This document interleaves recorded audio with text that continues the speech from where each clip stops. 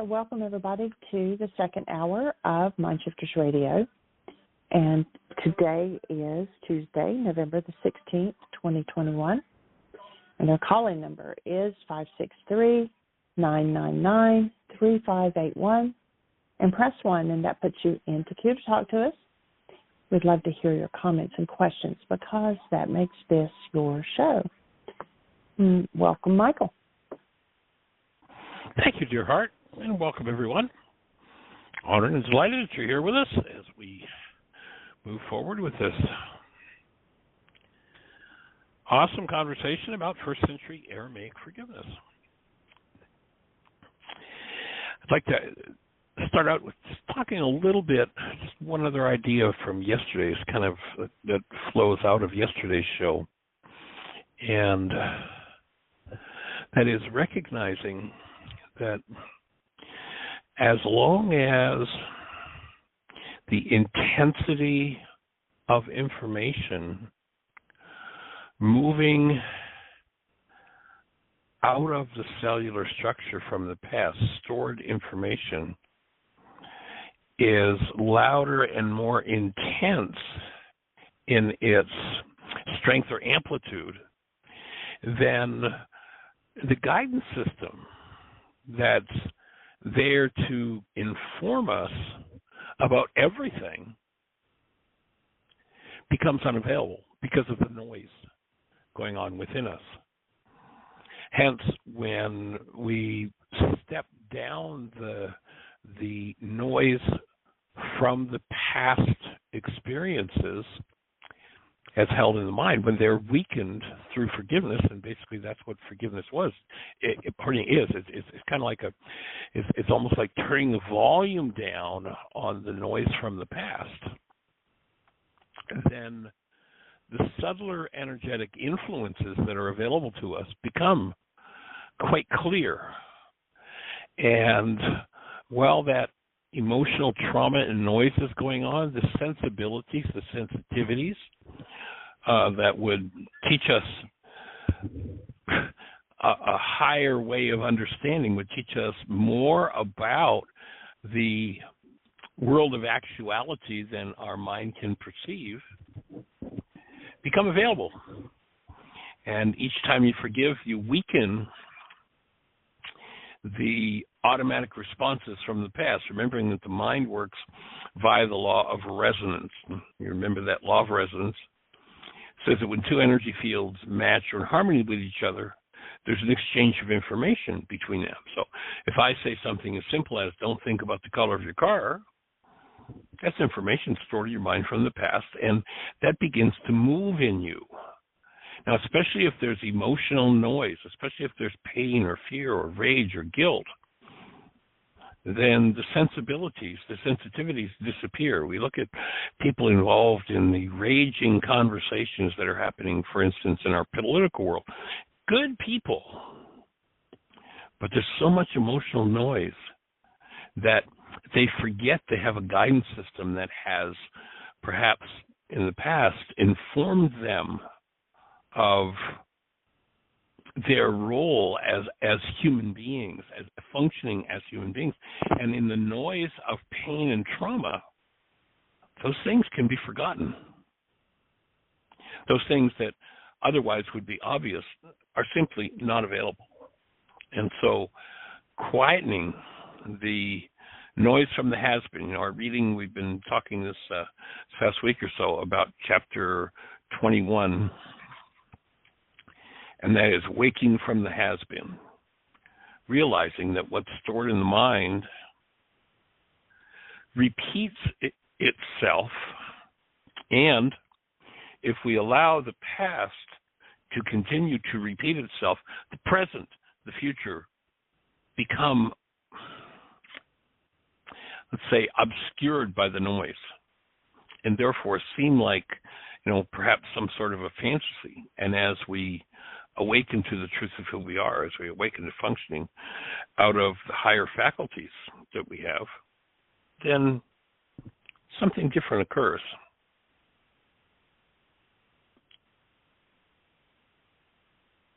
So The repeated generational patterns, you remember in the ancient scriptures, it said, look to the lives of the fathers, for ours are but a shadow of theirs upon the earth. What are they saying?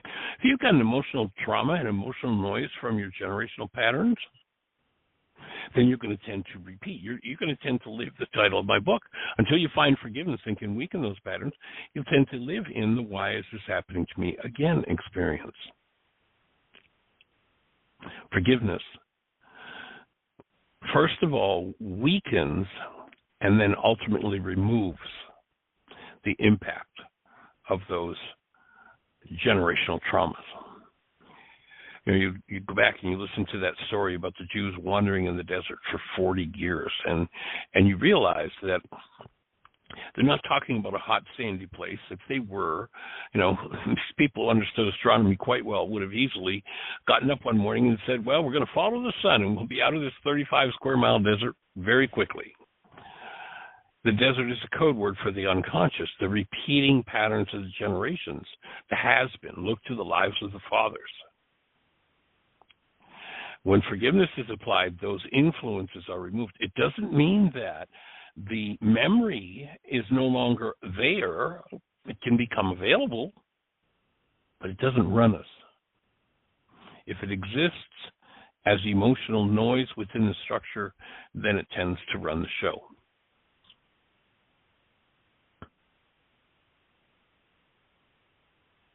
So we're looking to amp up the voice of the active presence of love and quiet down the noise from the past. Into a different way of experiencing. When you realize perception is a product of the firing of brain cells,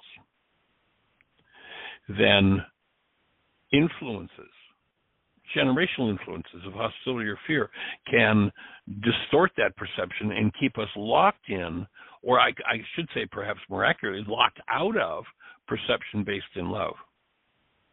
So as one does their work and is freed from the traumas of the past generations, we get to the point where things look different. So in this conversation with Richard, I offer him the thought, perhaps we will see, quote unquote, that we, the world and everyone in it, deserve to be perceived through the condition of love, just because we each exist. Perhaps when we follow the first law, what is the first law? Well, if you listen to the Greek's translation of it, you think that you're supposed to do something that has something to do with loving your neighbor, which is, when you look at it from the Aramaic context, just not a sensible idea. When you realize that love is a state of being, it does not describe an action, it does not describe a verb, it describes who you are. When love is the present energy in your mind, when your mind is fueled by love, then it generates perceptions that are different than those based in hostility or fear. So the first law, instead of being love your neighbor, it was actually the word that was used in Aramaic was have rachma for your neighbor, and rachma is a filter in the frontal lobes of the brain that keeps the gateway open. In essence, keeps us connected to love, keeps the power supply that the mind is designed to run on active within that mind. So perhaps when we follow this first law, we will see the evidence that shows us that we will benefit in ways not yet conceived. Love does not come from outside of us. It is our created condition.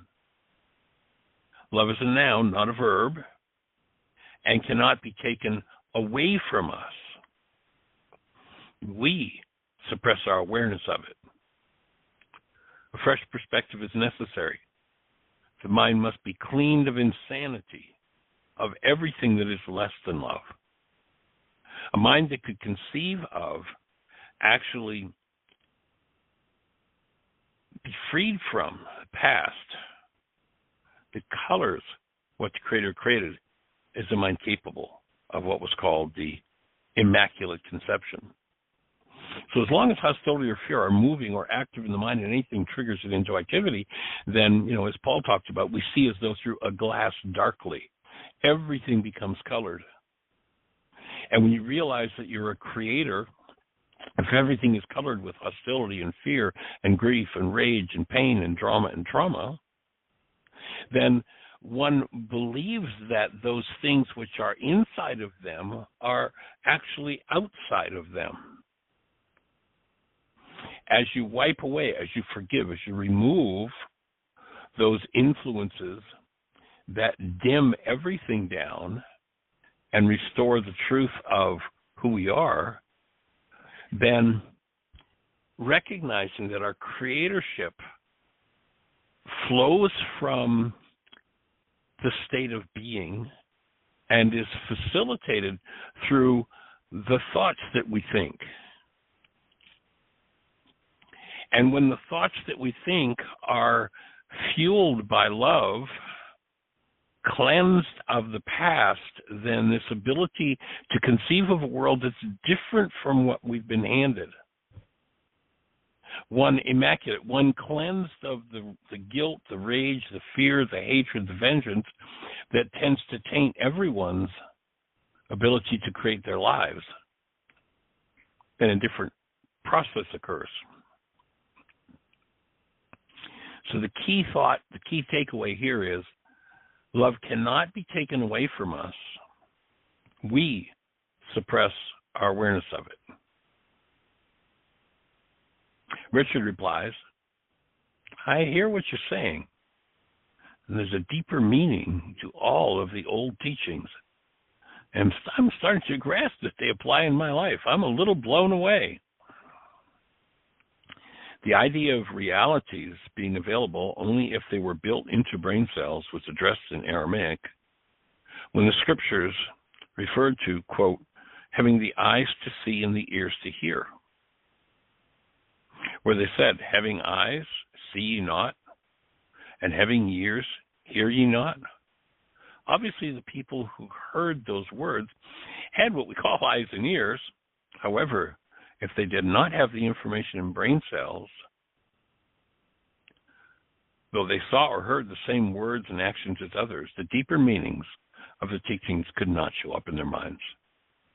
They could not, quote, hear or see the intended meanings. Richard broke in, I'm not sure I understand. Are you familiar with computers, Richard? I asked him. He nodded. Let's look at a computer analogy that helps make sense of these ideas.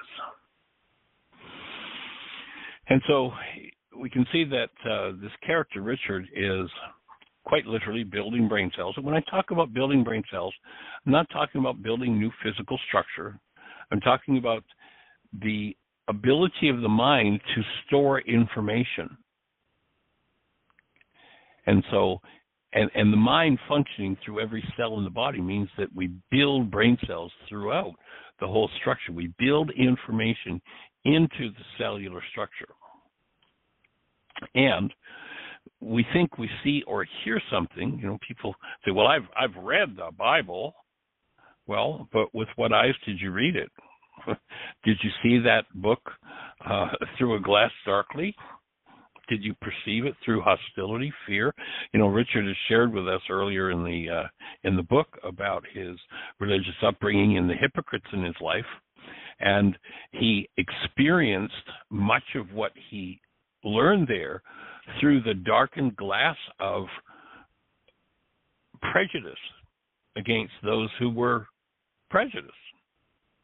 And so as he's cleaning up some of the hostility or fear that came from his early religious training, he's now starting to move into a different state, a different space of listening. And when you let go of the has-been, you let go of the repeated perception that the why is this happening to me again, and approach something with fresh eyes and fresh ears. Marcel Proust, I think it was, that said, the idea is not to develop new landscapes or to seek new landscapes, but to develop new eyes. What if, no matter what you face in your world, your physiology were so prepared for truth that you could not inject any form of hostility or fear into what you were experiencing. How different would the world be?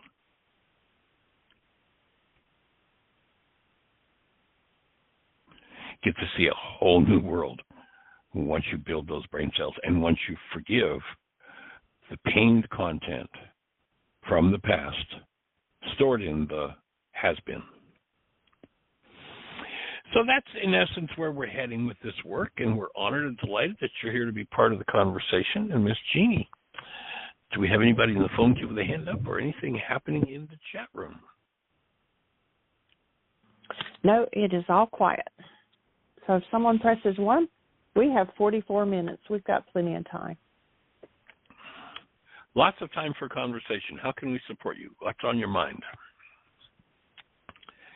We've had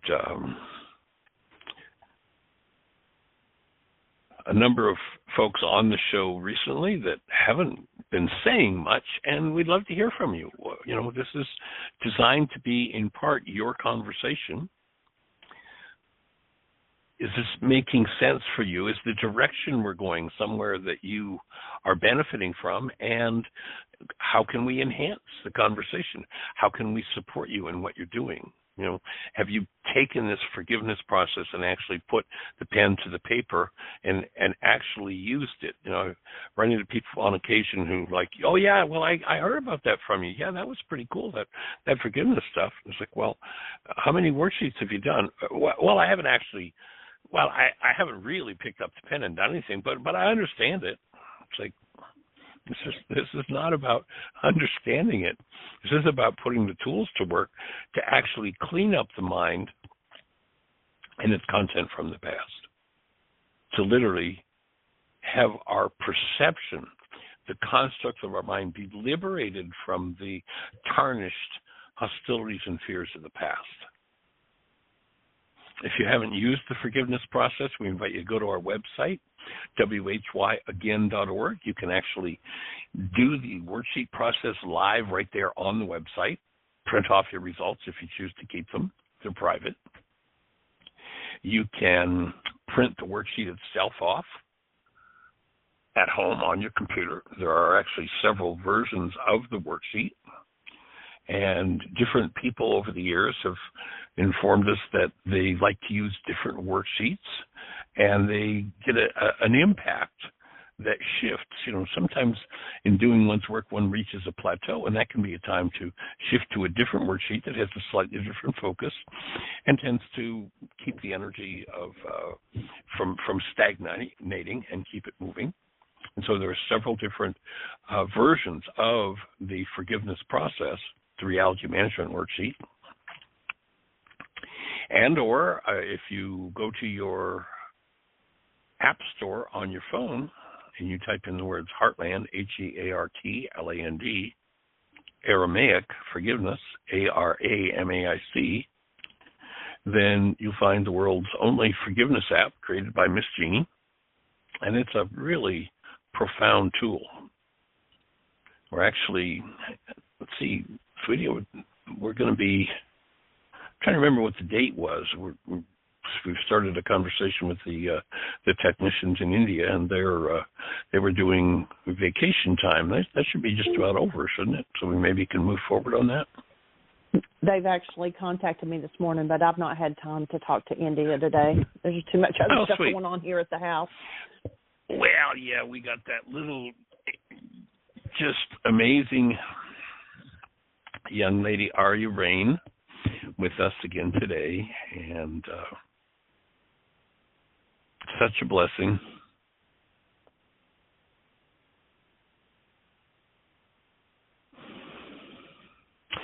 And as we participate in raising her, 3 years of circling the earth and breathing air on her own, keeping her perceptual system clean and clear, and assisting her to understand how her little growing mind works and how her structure is her instrument. I mean, she's, what did she spend today, honey? Probably 45 minutes between video and between her. She has this little character that we call Mr. Skinny, that is a skeleton with removable organs, and you can take the top of the head off and take the brain out, and the lung, the liver, and heart, and bones and muscles, and you can disassemble and reassemble it. And so, after watching one of the videos today, she was wanting to get out Mr. Skinny and work on anatomy at 3. She sees when one of the videos is on, a picture of the heart. Oh, there's the heart. And, oh, there are the veins, the blue blood vessels. Oh, there are the red ones. Oh, that's the pancreas. It's really pretty cool to watch her, and that she initiated that whole conversation, and her interest in that arena is pretty sweet. So we are blessed. And yes, it does make for some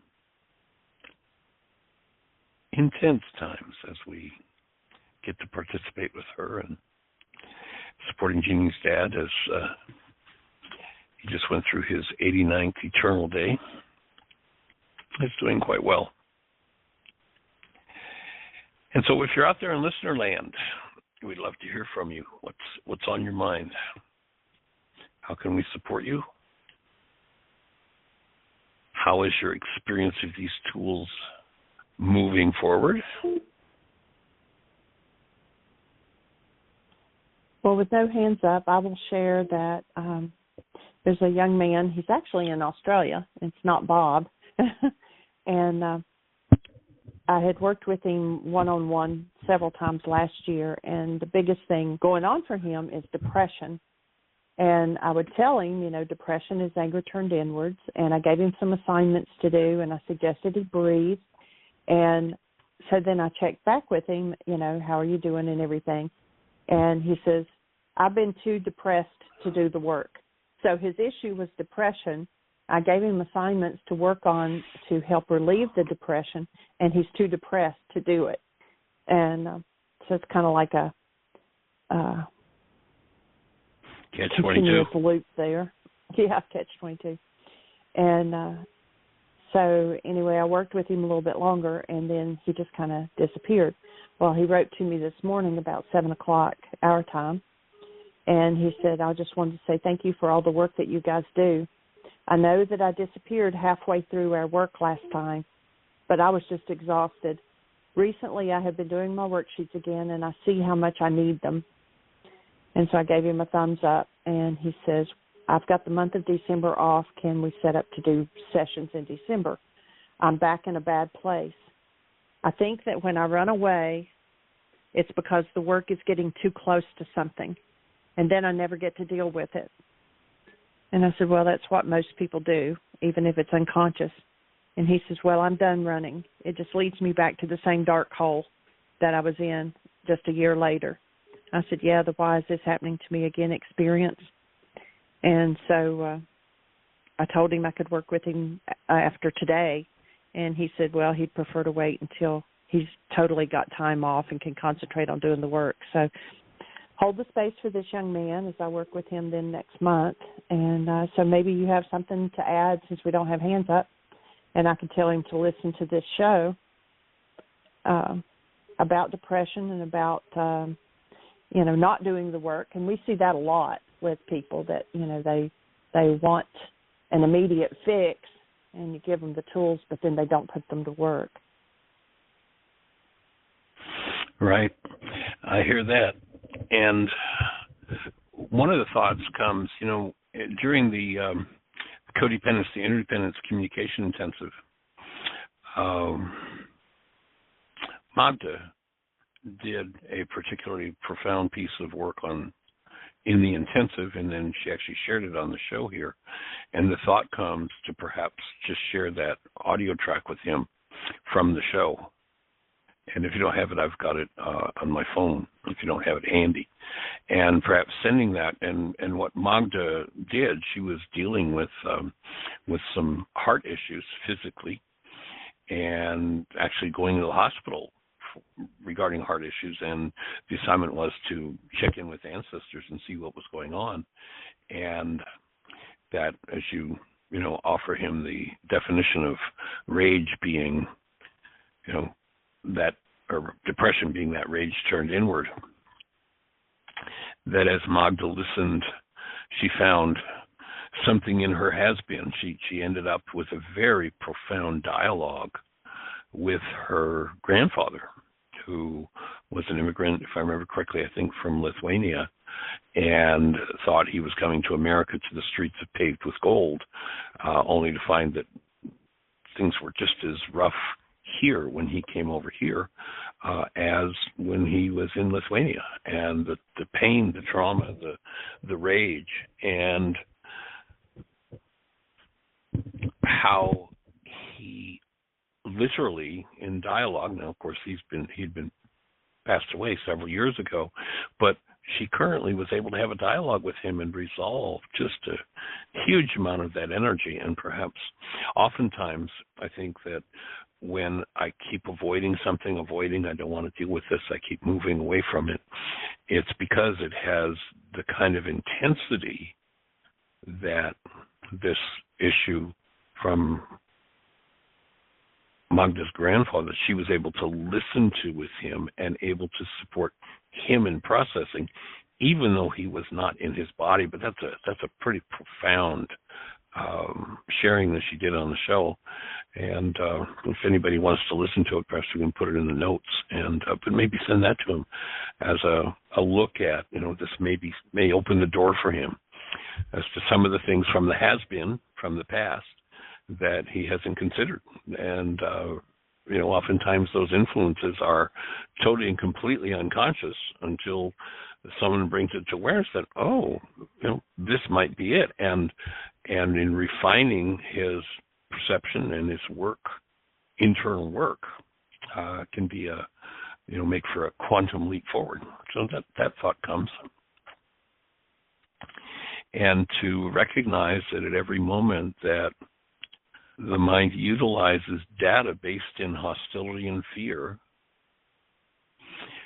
the construct that the mind creates, recognizing that perception is not a fact, perception is a construct of the mind. That's why in any given event, we can see that several people, attending the same event have totally and completely different constructs in their mind.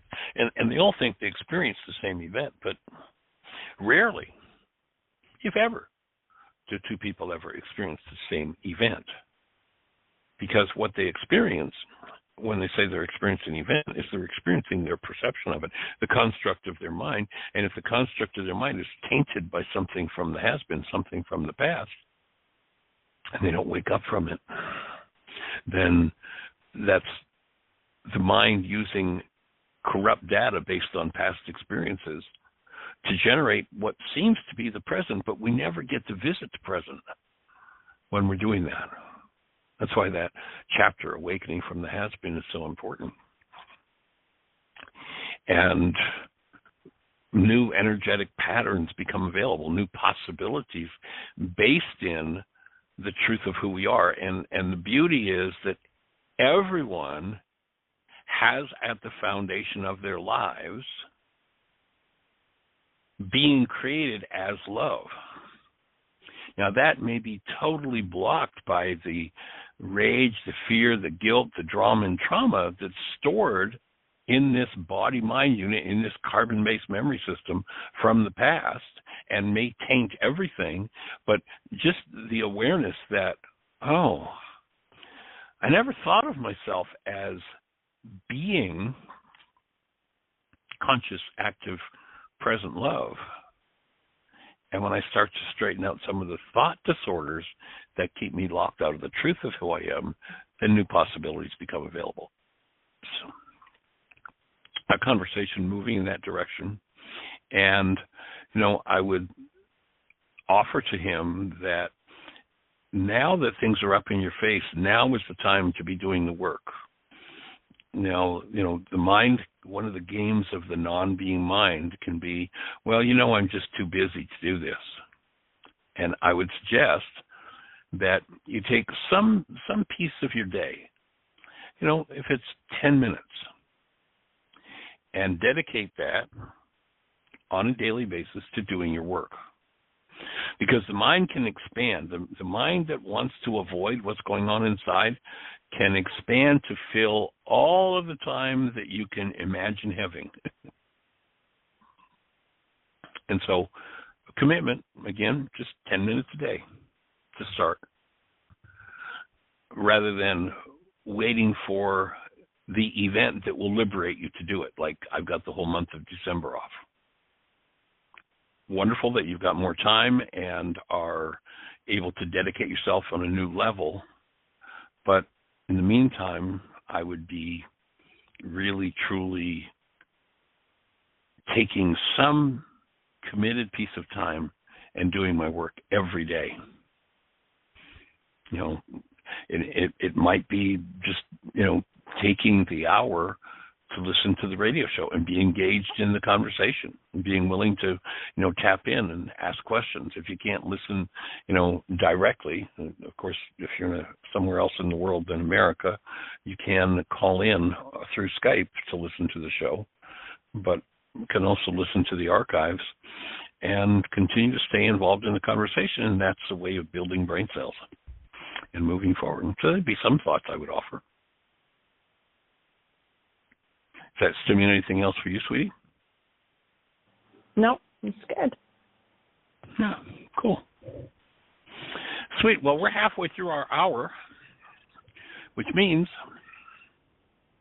we have lots of time for conversation. And, the idea of the show is to be a dialogue, not a monologue.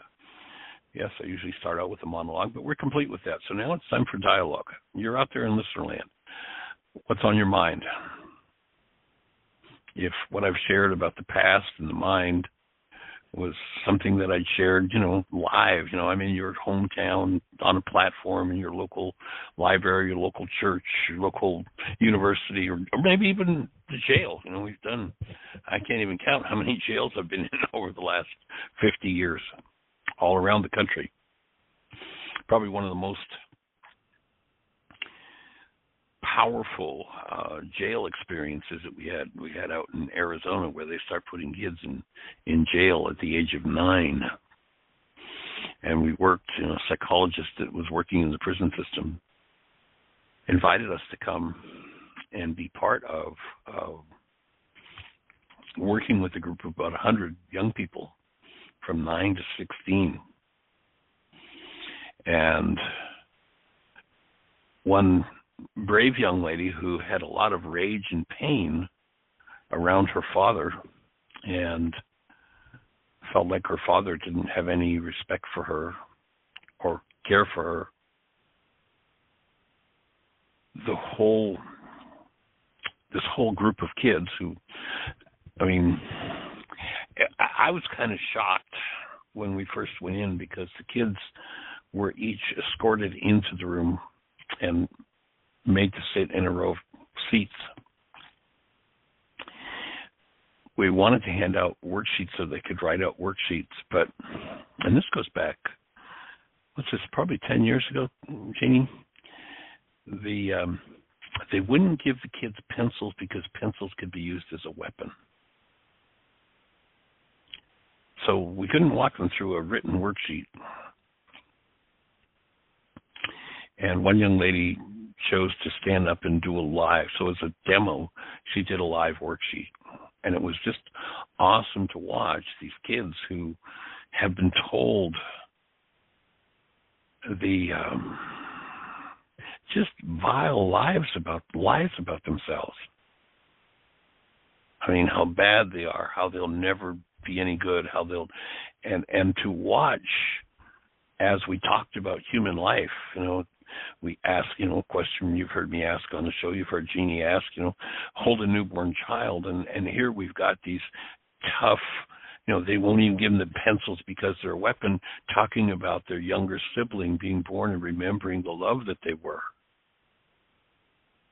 And then to watch these kids as they rallied around this one young girl who just had this huge opening around her father. And instead of perceiving him through her hostility and fear, which she'd been doing to that point, was able to perceive him through a mind connected to love. And it was just so sweet to watch the breakdown and the opening that she had toward her father. I would love to be able to track lives like that and see where they're at today. We do get, of course, to hear from people who've done the workshops over the years and come back around and share with us some of the changes. But I know one of the things I would love to do is open a research project with the kids that Julie Haverstick worked with, over a period of several years as a school teacher in Dayton, Ohio. She was able to teach kids the commitment. She was able to teach kids the forgiveness process.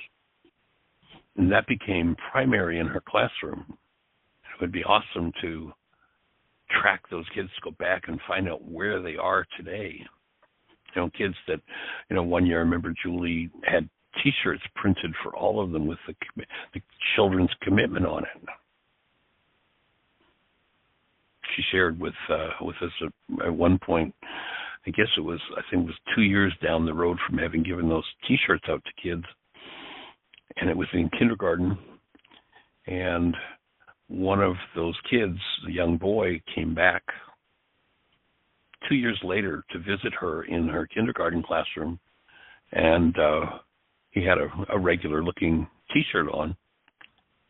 But as he came in to acknowledge her and thank her, this kid who's now, I guess he was in grade 2, maybe grade 3 at that point, but he came in, and the first thing he did when he came in to say hello to her is he lifted up his T-shirt and had the gift T-shirt commitment on underneath. It's like you never know the impact on lives that you're going to have. So thank you for all that work you did, Julie, with those kids over so many years. And by the way, we do have copies of Julie's book, Healing Children, Loving Children, where she lays out a whole curriculum and a way to approach educating children as to who they are as love, rather than, treating their minds as though they're empty containers to be filled up with the superior knowledge of the teacher. So thank you, Julie, for the work you've done. If you happen to be out there in listener land, if you happen to be tuned in, maybe we haven't heard your voice on the show for a while, perhaps push one and say hello and let us know how all of that looks to you from this perspective so many years later. But if I were in your hometown doing this presentation and I'd said what I've said so far about the has-been, when I completed and I walked off the stage down into the audience, would you have, if you were there, come over to me and said, well, Michael, I just have one question, a quick question. What would that question be?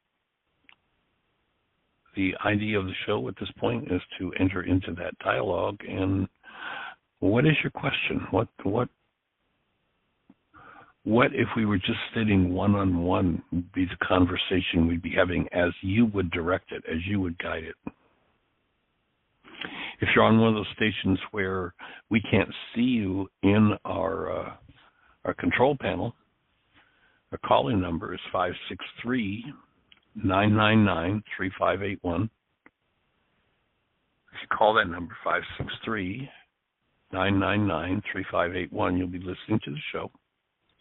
And then if you push 1, that'll raise a hand, and Jeannie will see your hand go up in the control panel through the magic of technology, and she'll introduce you by your area code. So what's on your mind? How can we support you? There's no hand up. However, I just happen to make an announcement for those who are participating in the Mind Shifters and Still Point Breathing monthly. Oh, yes. That we've changed from Wednesday to Tuesday. So it'll be tonight at 7 Eastern Time. Yes. Yeah, so if you make sure you change your calendar so that at 7 o'clock tonight you'll be on the Zoom call. So you'll be sending those out. and we'll be processing out the still point breathing session from Saturday. And if you're interested in joining that conversation, if you're interested in joining that process, we have a monthly Mind Shifters and Still Point Breathing workshop, and you can join the Mind Shifters community and being part of that if you'd like to do that. It's the second Saturday of every month, and then the Wednesday following the second Saturday. So it's Tuesdays. Pardon me, Tuesday. Normally it's Wednesday. We're shifting it. Yes, it has been to date. My brain hasn't shifted out of Wednesday yet, but yes, we've shifted that. And to I Tuesday. actually need to change the website and the flyer. Oh, right. Cool. Well, I'll jump into my computer and, or have you got the original flyer to change it? Or do you No. just have the PDF? Okay. I'll jump on my computer and shift it then. So Tuesday night, 7 to 9 o'clock, Zoom call. And if you want to join that process, there are 3 different levels of being part of it. We're doing a full year, the second Saturday of each month, and the second Tuesday the Tuesday following that second Saturday for a year. And you can do a single one-time participation, or you can do a package of 3 of those workshops, or you can do the full year. And the cost for a single session, and that's the Saturday Mind Shifters and Still Point Breathing,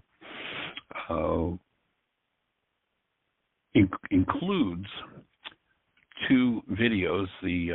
From our catalog, the video of Mind Shifters and Introduction to Still Point Breathing, and there was another video we did on the Mind Shifters process in one of our intensives, so that video is included, and we did a radio show on why Mind Shifters. So those 3 programs are part of the package. If you take part in one session, or you do the 3 months or the whole year,